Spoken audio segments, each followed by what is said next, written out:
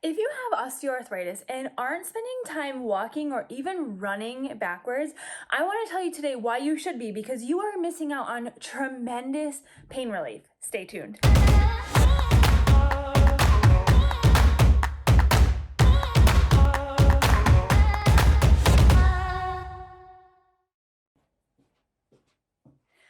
Let me tell you something. So walking backwards or even running when we get really good at it can be so beneficial if you have arthritis, because we spend most of our time in a forward direction. Every time we're walking, moving, we're usually moving forwards. We don't spend a lot of time running or even walking backwards. But the thing of it is as we're moving forward, almost in our daily lives, then we are kind of stressing the same parts of our joints over and over and over again. And in those positions, they can get irritated. If we're stressing just the same parts, especially of the knee and the hip and ankle, those same parts are getting stressed over and over and over again. Same thing if you have degenerative disc disease or back arthritis.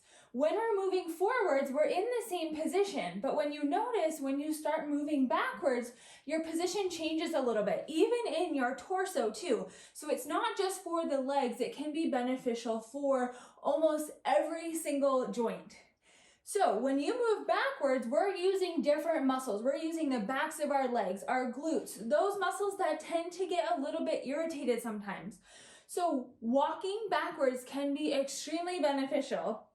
So whether it's up and down your driveway, I have people walk around the neighborhood, you go forwards for a little bit and then you go backwards. Your neighbors might think you're a little crazy, but that's okay. We are trying to help preserve our joints, because now we're not only stressing the fronts as we're walking forwards, but now the fronts of our joints are like, oh man, I finally can get a little bit of a break. Let's use the backs of our joints, or let's use a different part of our joints as we're walking. So especially if we're doing a lot of walking and it's all forwards, I want you to think about ways that you can kind of mix it up.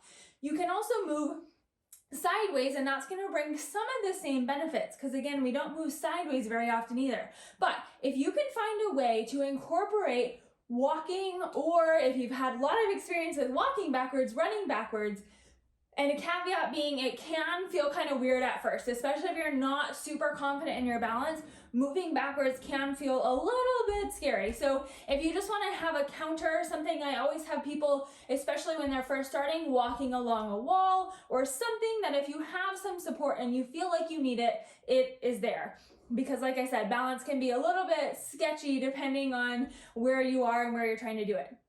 So if you can incorporate some walking backwards, like these clients that I'm about to show you who have mastered walking backwards and are now even running backwards. And these are people that have had knee arthritis. These are people that have had degenerative disc disease, all kinds of different things. And they're finding relief just from running and walking backwards.